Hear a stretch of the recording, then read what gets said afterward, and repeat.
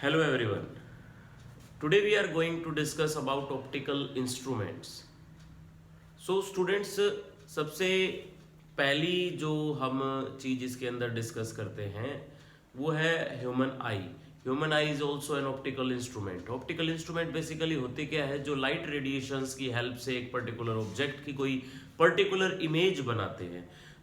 और ऐसा ही हमारी ह्यूमन आई के अंदर भी होता है. ह्यूमन आई के अंदर क्या है, एक क्रिस्टलाइन लेंस है जो किसी भी ऑब्जेक्ट की क्या जो किसी भी ऑब्जेक्ट की एक particular image, for example like this, किसी भी ऑब्जेक्ट की एक पर्टिकुलर, यहाँ पे एक ऑब्जेक्ट खड़ा हुआ है, ये क्रिस्टलाइन लेंस आंखों के बीचों बीच, ये पर्टिकुलर पोर्शन है, मान लो रेटिना हमारा, हाँ.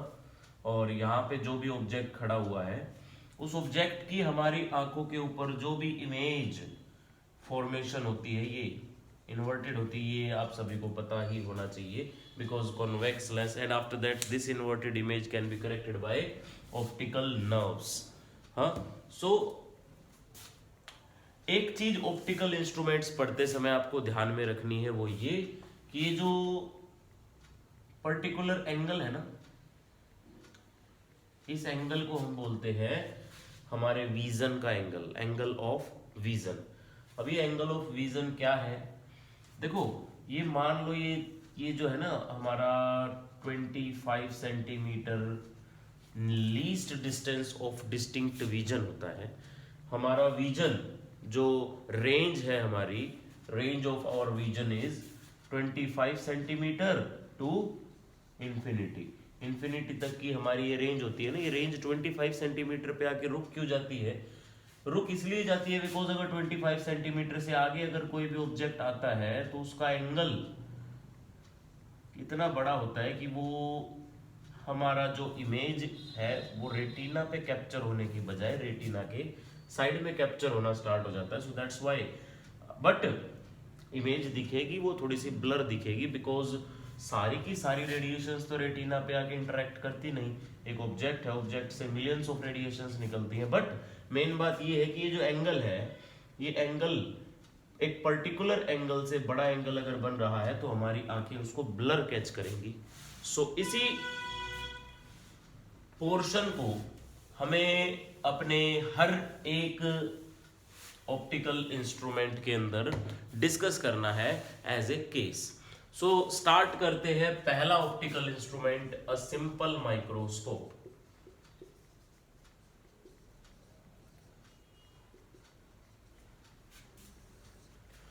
देखो हमारी आईज जैसे कि 25 सेंटीमीटर का मैंने एक पॉइंट रखा, 25 सेंटीमीटर पे कोई ऑब्जेक्ट है तो उसकी इमेज करेक्ट बनाएगी. 25 सेंटीमीटर के थोड़ी आगे है तो उसकी इमेज थोड़ी सी ब्लर बनाएगी.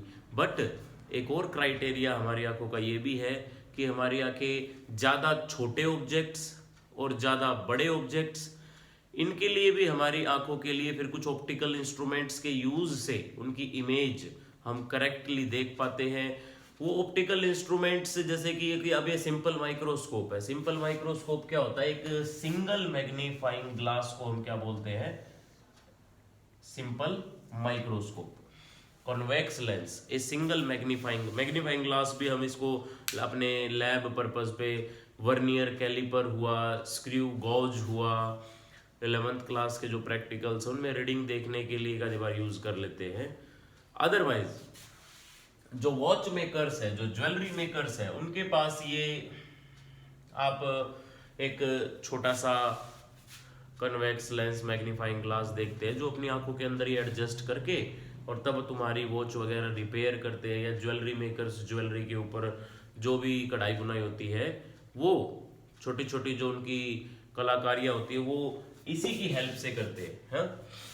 तो बेसिकली सिंपल माइक्रोस्कोप का काम क्या है, माइक्रोस्कोप वर्ड ही माइक्रो ऑब्जेक्ट्स को हमारे जो सिंपल विजन है उसके अंदर ला के दिखाने का काम है ना. This is optical axis. ये जो हमारी पूरी लाइन ड्रॉ करी है, ऑप्टिकल एक्सिस, ये क्या है, optical centre. And on the both side there is a focus. Focus ही बनाएंगे, बाकी का बेशक रहने दें। बिकॉज जो मैग्नीफाइंग करने वाली इमेज फॉर्मेशन है, वो इमेज फॉर्मेशन कॉन्वेक्स लेंस में एक ही होती है, वो है फोकस। जब ऑब्जेक्ट हमारे फोकस और ऑप्टिकल सेंटर के बीच में आता है? इसी को हम हाईली मैग्नीफाइड इमेज, इसी सिचुएशन में हम एक highly magnified image and on the same side catch कर पाते हैं। अदरवाइज अगर हम इस साइड से हम जैसे कि देख रहे हैं, इस साइड से देखने पे अगर यहाँ पे आपने ऑब्जेक्ट रख दिया तो उसकी इमेज यहाँ पे बनेगी, उस इमेज को आप डायरेक्ट देखोगे। बट हमें क्या करना है, इस ऑब्जेक्ट का इसी साइड एक ऐसा इमेज बनाना है जिससे, मतलब इस ऑब्जेक्ट से आने वाली रेडिएशंस, जो टाइनी ऑब्जेक्ट्स है उनसे आने वाली रेडिएशंस आपकी आंखों में इस टाइप से एंटर हो कि वो रेडिएशंस इस टाइनी ऑब्जेक्ट का साइज इंक्रीज करके दिखा पाए। ये है इसका प्रैक्टिकल बेसिक डायग्राम। क्या देखो, पहली रे लो जो पैरेलल टू प्रिंसिपल एक्सिस जाए, कहां से होके गुजरेगी? फोकस से होके गुजरेगी। दूसरी रे लो जो ऑप्टिकल सेंटर से सीधी निकल जाए।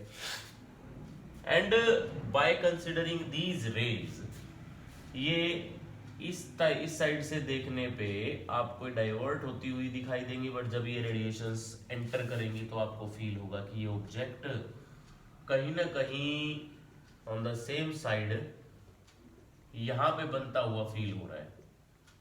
इस साइड की मार्किंग आपको कोई कंपल्सन नहीं है कि आपको इस साइड की मार्किंग ऐसे कि ये बियॉन्ड सी ही बनना चाहिए या सी के ऊपर बनना चाहिए या सी और एफ के बीच में बनना चाहिए, नहीं, क्योंकि वो वर्चुअल इमेज है। हाँ, राइट हैंड साइड की इमेज फॉर्मेशंस को ऐसे मार्किंग के साथ आपको डेफिनेटली दिखाना होता है, बट लेफ्ट हैंड साइड में वर्चुअल इमेजेस के केस में ऐसा कुछ नहीं है। So now this is our final image of this tiny object. AB is our object, A dash B dash is our image, and this is optical center. Now आपको because ये object दिखा, और जो भी आपको ऑब्जेक्ट दिखा वो आपके क्लियर विजन पे दिखा, और आपका मिनिमम पॉसिबल क्लियर विजन एक नॉर्मल ह्यूमन आई का क्या होता है? 25 centimetre. So let us consider this is 25 centimeter as our distinct vision, clear vision. Okay. Image formation जहां पे भी हुई है उसको हमने लिख लिया d. d is our image distance. Image distance इसको हमने लिख लिया v. लेफ्ट हैंड साइड में इसलिए इसको हमने लिख लिया -d. This is our object distance, again left hand side में है इसलिए हमने इसको लिख लिया माइनस का u. अब जो मैंने थोड़ी देर पहले आपको बताया एंगल ऑफ विजन, उसकी कहानी सुनो। सिंपल माइक्रोस्कोप जो है वो, ये तो हमने इसके स्ट्रक्चर में देख लिया, एक सिंगल कन्वेक्स लेंस को हम क्या बोलते हैं? Simple microscope. दूसरी बात, इसका प्रिंसिपल, बेसिक प्रिंसिपल क्या है कि फोकस और ऑप्टिकल सेंटर के बीच में जब वो ऑब्जेक्ट रखेंगे तो उसकी मैग्नीफाइड इमेज बनेगी। तीसरी बात, इसकी आपको मैग्नीफाइंग पावर या एंगुलर मैग्निफिकेशन भी हम इसको बोल देते हैं। मैग्नीफाइंग पावर ये निकालने के लिए, मैग्नीफाइंग पावर निकालने के लिए आपको एक छोटी सी स्टेटमेंट याद रखनी है। वो स्टेटमेंट क्या है कि ratio, it is the ratio of, अभी तक आपने क्या पढ़ा? अभी तक आपने पढ़ा ratio of height of image to the height of object, है ना? ऐसा height of image to the height of object, distance of image to the distance of object, ये पढ़ा अभी तक। अब हम क्या डिस्कस करेंगे? Angle subtended by image to the angle subtended by object, ratio of angle subtended by image to the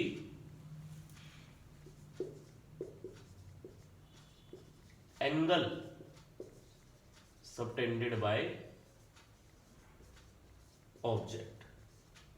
One more thing, एक last line में आपको एक बेसिक सी चीज लिखनी है, क्या ये इसके बिना मैग्नीफाइंग पावर निकालना पॉसिबल है नहीं। और ये कुछ मतलब प्रैक्टिकल सिचुएशन भी है, वह क्या क्या है, when both are at least distance of distinct vision. Distinct vision ये डी है, लीस्ट 25 सेंटीमीटर। इट मींस देखो सिंपल सी बात है, अब समझो इस चीज को एक बार, क्या कह रहा है ये कि मैग्नीफाइंग पावर इज और beta by alpha. Okay, beta कौन सा एंगल बनेगा, beta is the angle subtended by image. Alpha कौन सा एंगल बनेगा, एंगल सबटेंडेड बाय ऑब्जेक्ट। एक चीज लिखनी रह गई, क्या, व्हेन ये डी पे हो, व्हेन ये डी पे हो, डिस्टिंक्ट विजन पे हो, क्लियर विजन पे हो। ठीक है इतनी बात।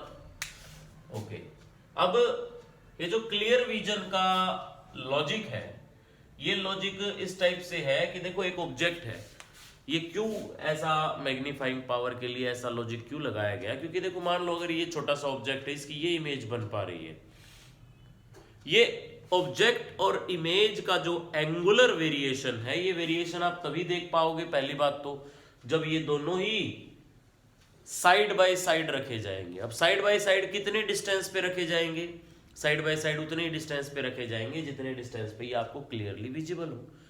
कितने डिस्टेंस पे क्लियरली विजिबल है, 25 सेंटीमीटर के डिस्टेंस पे क्लियरली विजिबल है।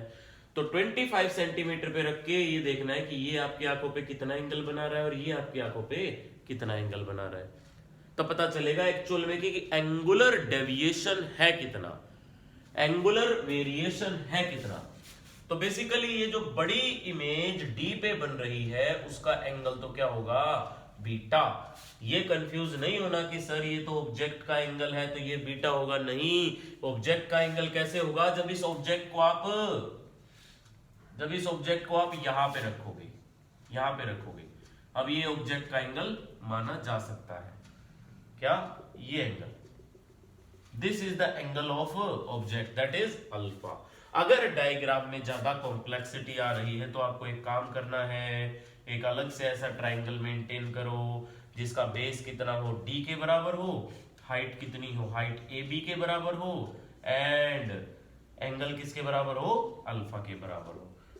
तो अरे तभी तो ये बनेगा कि इमेज और ऑब्जेक्ट दोनों एक ही जगह पे है, और इमेज का एंगल जो आपकी आंखों पे बन रहा है वो अल्फा, ऑब्जेक्ट का एंगल जो आपकी आंखों पे बन रहा है वो, उल्टा बोल गया मैं, कोई बात नहीं। अब नेक्स्ट थिंग, बीटा कैसे निकालें।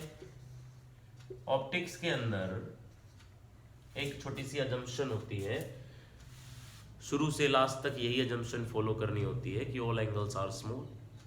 If all angles are small then beta can be equal to tan beta and beta can be equal to sin beta. तो साइन तो लगा नहीं सकते यहाँ पे, साइन क्यों नहीं लगा सकते, बिकॉज हाइपोटेन्यूज का कोई डायमेंशन है ही नहीं हमारे पास, परपेंडिकुलर बाय हाइपोटेन्यूज होता है ना साइन। सो tan बीटा यूज करके इसको हम निकालेंगे, tan beta and tan alpha from triangle. देखो ये बड़े वाले ट्राइंगल का एंगल है ना बीटा, बीटा किसका एंगल है, बड़े वाले ट्राइंगल का, लगा दे इसके अंदर tan बीटा, इसके अंदर tan बीटा यूज नहीं करना है। अब क्यों नहीं करना है वो भी सीखो, वर्चुअल पार्ट है, बट हमारे पास इसका बिल्कुल सिमिलर ट्राइंगल भी है, और अगर सिमिलर ट्राइंगल है तो ये छोटे वाले ट्राइंगल में आप बीटा यूज कर सकते हो, क्योंकि एंगल ही तो निकालना है। अरे आपको ये दो ट्राइंगल्स दिए गए, ये एंगल आपको निकालना है, तो बेशक आप बड़े वाला ट्राइंगल यूज करके ये एंगल निकालो या छोटे वाला ट्राइंगल यूज करके ये एंगल निकालो, एंगल तो सेम निकलेगा। So that's why by similarity we can find this angle by triangle ABO। कितना एंगल निकलेगा, परपेंडिकुलर बाय बेस, परपेंडिकुलर कितना है AB, बेस कितना है BO। Now again next tan alpha, alpha का इस वाले ट्राइंगल में आ जाओ, वहां ज्यादा कॉम्प्लेक्सिटी लग रही है तो ऐसा इसको हटा दो, ये सिर्फ सेम हाइट के लिए लगाया था। So perpendicular by base, perpendicular कितना है अगेन ए बी, बेस कितना है वही डिस्टिंक्ट विजन। ये वाला बेस कितना है object distance, left hand side में तो नेगेटिव का साइन लगाओ और दोनों आ गए तो दोनों को डिवाइड करो, डिवाइड करोगे A B to A B, negative negative cancel, बचा क्या magnification is equal to D, reciprocal करने के बाद D by u. This is the magnifying power of a simple microscope. अब बुक्स के अंदर इसके दो केसेस, स्पेशल केसेस मिलते हैं। सिंपल माइक्रोस्कोप के बुक्स के अंदर दो सिंपल केसेस मिलते हैं, वो सिंपल केसेस भी डिस्कस करते चलो।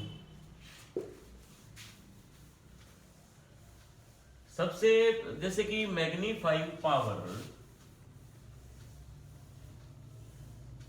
का मतलब क्या है कि एक छोटे से ऑब्जेक्ट को आपने बड़ा करके दिखाया, ठीक है सर, एक छोटे से ऑब्जेक्ट को आपने बड़ा करके दिखाया और उसको क्लियर भी दिखाया, ठीक है सर।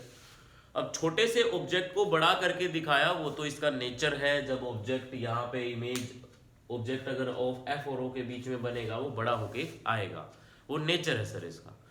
बट उसको क्लियर करके दिखाना वो हमारा नेचर है, क्लियर करके उसको देखना वो हमारा नेचर है। और उसको क्लियर करके जब हम देख पाएंगे जब वो हमारे रेंज में होगा, हमारी रेंज ऑफ विजन क्या है, हमारी पावर ऑफ अकोमोडेशन क्या है। हाँ, पावर ऑफ अकोमोडेशन किसको कहते हैं सर? अरे हमारी आईलेंस की अपनी फोकल लेंथ एडजस्ट करने की कैपेबिलिटी को पावर ऑफ अकोमोडेशन कहते हैं। तो वो क्या है, हम ज्यादा से ज्यादा इंफिनिटी तक का देख सकते हैं, कम से कम 25 सेंटीमीटर तक का देख सकते हैं। तो बेसिकली दो केस बनने चाहिए, एक तो केस वन में आप लार्जर मैग्निफिकेशन डिटेक्ट करेंगे, ज्यादा से ज्यादा कितनी मैग्निफिकेशन प्रोड्यूस कर सकता है ये, है ना, लार्जर मैग्निफिकेशन। एंड केस 2 इसके अंदर हम स्मॉलर मैग्निफिकेशन कंसिडर करेंगे, डिटेक्ट करेंगे, कम से कम कितनी मैग्निफिकेशन डिटेक्ट कर सकता है एक सिंपल माइक्रोस्कोप, ठीक है, इतनी बात। अब लार्जर मैग्निफिकेशन मतलब बिल्कुल परफेक्ट दिखना, और बिल्कुल परफेक्ट चीज कब दिखेगी, तो जब वो बिल्कुल 25 सेंटीमीटर पे होगी। बिल्कुल 25 सेंटीमीटर पे होगी तो हम लिख सकते हैं इसको कि v का मतलब image distance is at sharp d, ठीक है। ऑब्जेक्ट डिस्टेंस कहाँ पे हो, f और o के बीच में हो, कहीं पे भी हो, साइन कन्वेंशन के साथ -u लगाएंगे, बट ये ध्यान रखना है कहाँ हो, in between o and f, ठीक है, इतनी बात। फोकल लेंथ तो पॉजिटिव f होती ही है। ये सारी चीजें लेंस फॉर्मूला में एक बार सब्स्टिट्यूट करें। अच्छा, ये तो इमेज और ऑब्जेक्ट डिस्टेंस की टर्म्स में था, अब हम बेसिकली निकाल किसकी टर्म्स में रहे हैं, इन terms of focal length.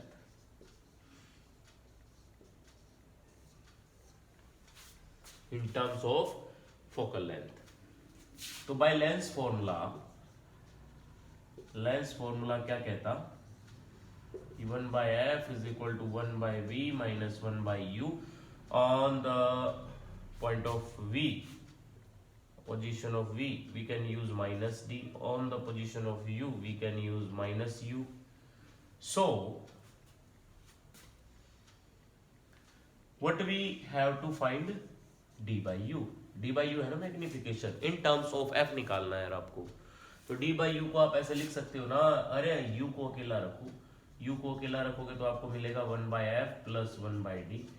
What we have to find d/u, so multiplying both side by d, then d/u is our magnification and the required relation is 1 plus d/f. That's it. So students, हमें basically ये magnification तब मिलेगी जब image आप इस तरह से उसको एडजस्ट करके देख रहे हैं कि इमेज बिल्कुल शार्प 25 सेंटीमीटर पे दिखे। और ऐसा ऐसा होता भी है।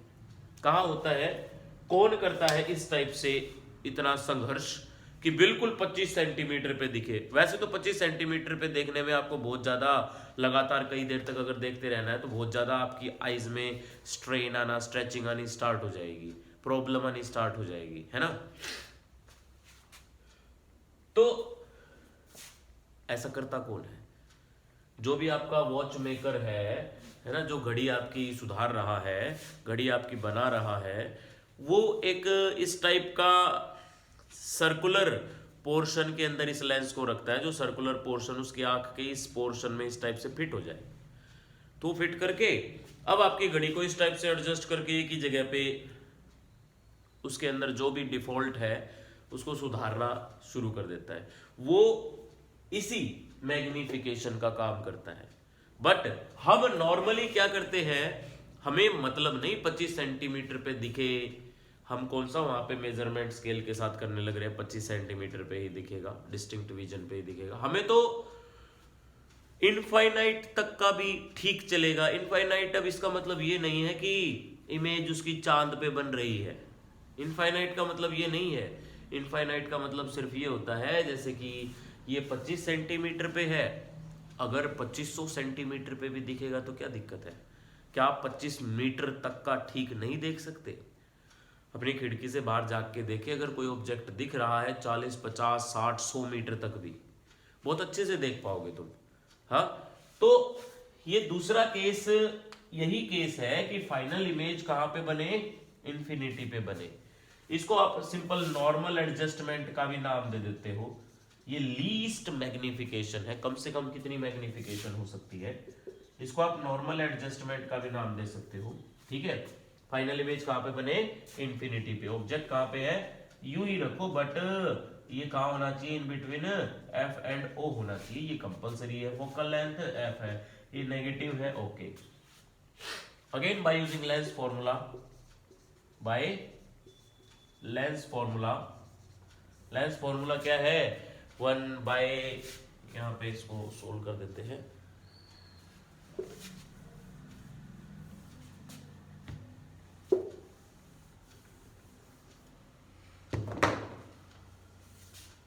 One by f is equal to 1 by v minus 1 by u. Image distance कितना लेना है, infinity. Object distance with negative sign, negative to negative cancel, we have to find 1 by u is equal to 1 by f, है ना। Magnification क्या है, D by u. So this is our magnification, and magnification in terms of focal length is d by f. This is normal magnification. This is minimum magnification that will produced by our simple microscope, and this is maximum magnification. ज़्यादा से ज़्यादा according to NCERT एक छोटे से object को 9 times increase करके दिखा सकता है एक simple microscope. So maximum magnification is 9, okay. And इस मैग्निफिकेशन को आपको इस टर्म्स में लिख लेना, इससे तो बड़ी बड़ी रहेगी और 1 प्लस डी बाई एफ से छोटी रहेगी, okay. So students, this is all about simple microscope. If you have any doubt, then put it on the comment section. Thank you for your precious time.